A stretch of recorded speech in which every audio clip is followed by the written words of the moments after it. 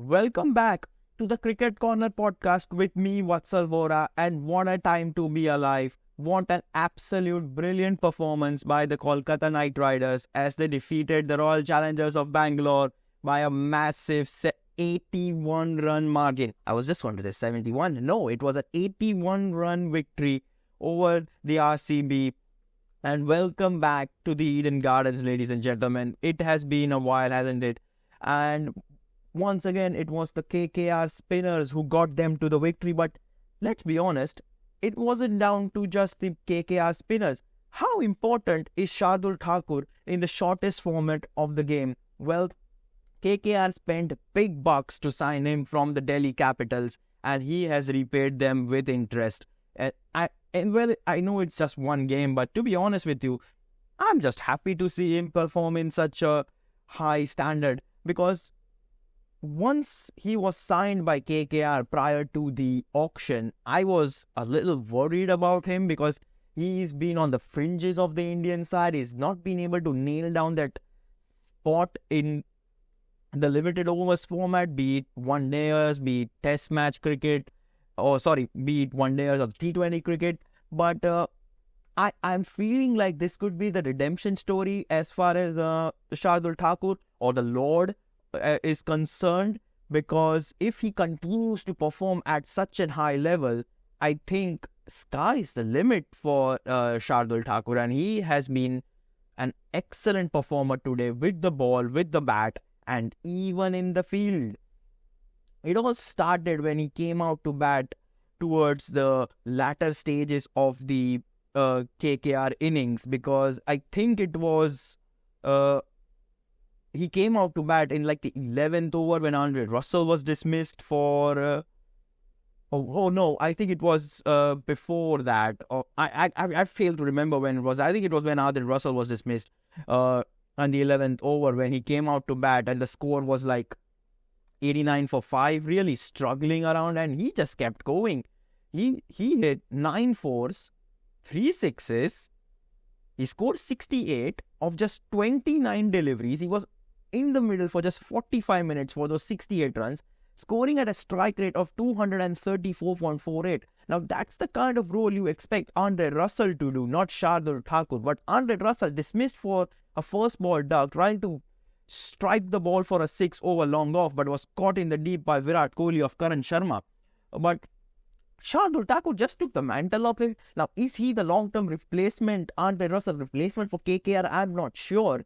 But wonderful innings from Shardul Thakur, 68, and he just took the bowling apart. I think he hit Michael Bracewell for a couple of sixes towards his 68 runs, and he remained he was the reason why KKR was able to put up 204 for 7 after being 89 for 5.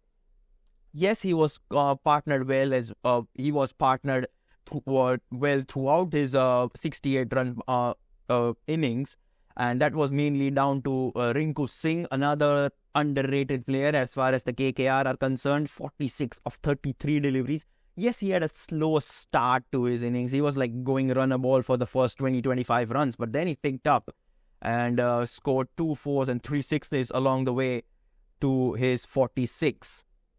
Now, that partnership was very crucial as far as KKR are concerned, because apart from, if that partnership hadn't flourished, I think KKR would have struggled to post a total well above 120, 130. But Shardul Thakur and Rinku Singh adding 103 for the 7th wicket, if I had to ask, or the 6th wicket partnership, 103 run stand of just 47 deliveries really got KKR back into the proceedings, and not only got them back into the game, but ahead of RCB, because prior to the Shardul Thakur fireworks, I think RCB were well on top and were destined to restrict KKR for a relatively low total and chase it down with through the likes of Virat Kohli and Faf du Plessis. But it was not the case today, was it? But let's be honest, it was all Shardul Thakur with the bat, aided by Rinku Singh. But credit to Rahmatullah Gurbaz as well, playing in his first ever IPL, just his second game. And Rahmatullah Gurbaz scoring 57 of 44 deliveries, 6 fours and 3 sixes along the way. And his innings were as vital as Shardul Thakur, if not more vital, because had he not performed at the top order, I think the pressure on the likes of Rinku Singh and Shardul Thakur would have been immense. And you might not have seen Thakur replicating the kind of innings that he played today. And I feel like Rahmatullah Gurbaz really made sure that the middle order has something to build upon. Yes, the middle order faltered in the end, but it was the likes of Rinku Singh and Shardul Thakur who took the mantle off Rahmatullah Gurbaz and went along with their business. But there are worrying signs as far as the Kolkata Knight Riders batting is concerned. Venkatesh Iyer promoted up the order today, replacing Anukul Roy in the team, but he was back opening alongside Gurbaz, but he just scored 3. I think Mandeep Singh might be the one losing his place in the starting 11 very soon, because I don't know why he's in the team. I feel like, yes, with the injury to Shreyas Iyer, you have to pick a batsman who has some sort of pedigree as far as the IPL is concerned, but I don't think Mandeep Singh is the answer, because he dismissed for a first ball not, with David Willey being on a hat-trick, dismissing both Venkatesh Iyer and Mandeep Singh. Stand-in skipper Nitish Rana also scoring just 1. Then, as I mentioned, Russell was 0. Sunil Narayan did not face a ball, but Umesh Yadav did. He scored 6 of 2 balls towards the end of the KKR innings. So it's a really worrying scorecard, because Venkatesh Iyer, Mandeep Singh and Nitish Rana, one of them has to contribute, because you cannot expect the likes of Rinku Singh and Shardul Thakur to bail you out of each and every game. And it was really lucky from KKR's side that they had Rinku Singh and Shardul Thakur to score those big runs and take them above the score of 200, because otherwise the responsibility always falls on Andre Russell's shoulder.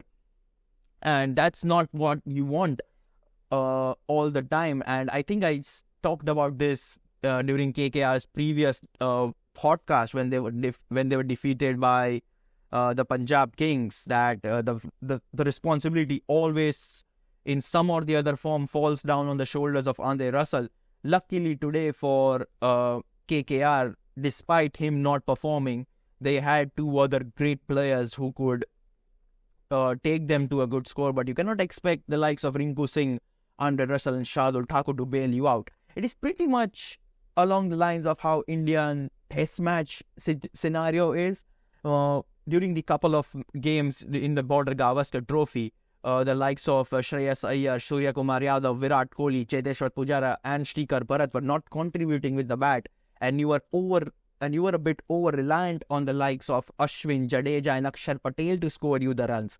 You cannot always rely on the lower order to get you the runs, and particularly in the T20 format, because sometimes they don't have enough balls or enough time out there to, settle themselves in and then go for the big shots. Yes, Shardul Thakur did have a great innings from the very first ball, but then sometimes a player like Andre Russell needs a couple of deliveries, couple of overs to, get himself in, get used to the pitch, get used to the pace of the bowlers, get used to the spin, and then you can expect him to go for the flurry of boundaries and sixes, which he is famous for. But KKR need to do something about their middle order.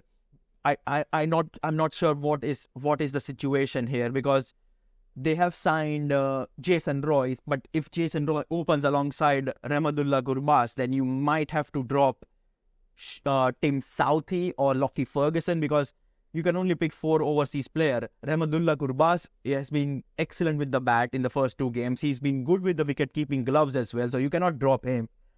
Despite the duck today, you cannot even think about dropping Andre Russell. Sunil Narayan had an excellent time with the ball today. We'll talk about it in a short minute, but you cannot drop Sunil Narayan as well.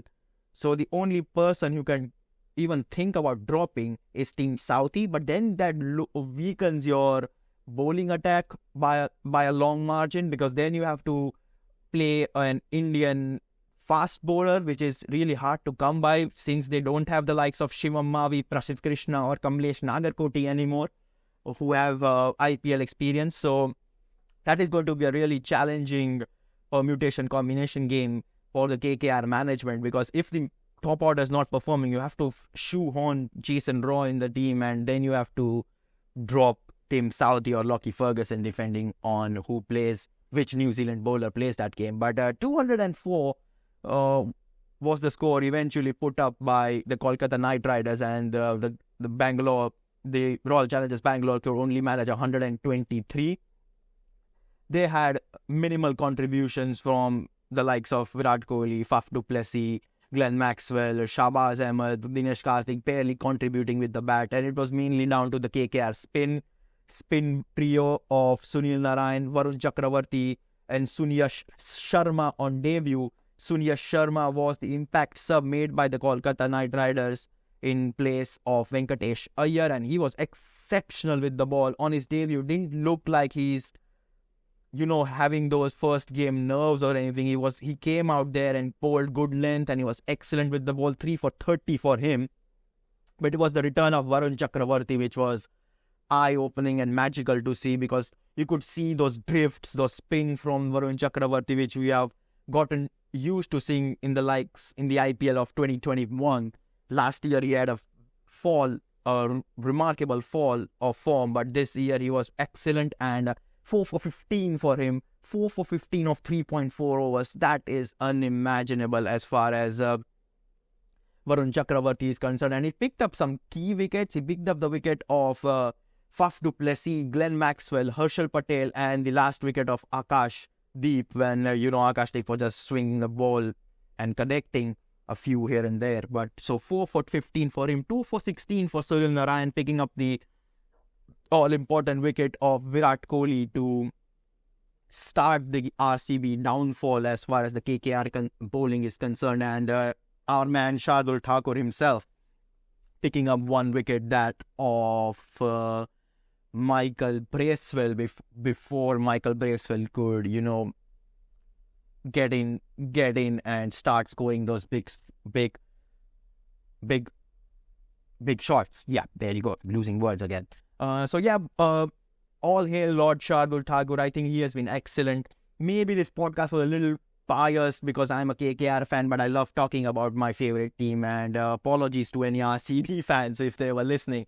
But yeah, credit to Shardul Thakur. I think he was awarded the man of the match, 68 of 29 with the bat and 1 for 15, I think, of 4 overs. Did he bowl all 4?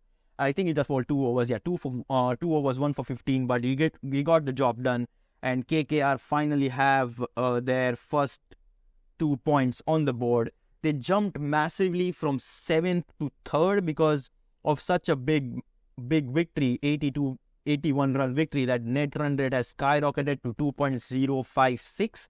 So now they are the leading team with leading side with the teams who have picked up one win. They are still below Gujarat Titans and the Punjab Kings, who have won 2 out of 2. The game tomorrow is between the Sunrisers Hyderabad and Lucknow Super Giants, and that should be a cool game as well. Both sides are underrated according to me, and I expect that to be a cracking game. KKR will return now on Sunday with a game against the Gujarat Titans at the Narendra Modi Stadium, and Lucknow Super Giants play Royal Challengers Bangalore on Monday now. That's when the RCB return. Hopefully a podcast for them coming as well. I think I'll make a podcast now and talk about, the next podcast I'll be talking about the games, the double headers which are coming up on the weekend, on Saturdays and Sundays. So that's the plan as of now. Congratulations KKR. All hail Lord Shardul Thakur. You have been excellent, and it was a pleasure talking about you on this podcast.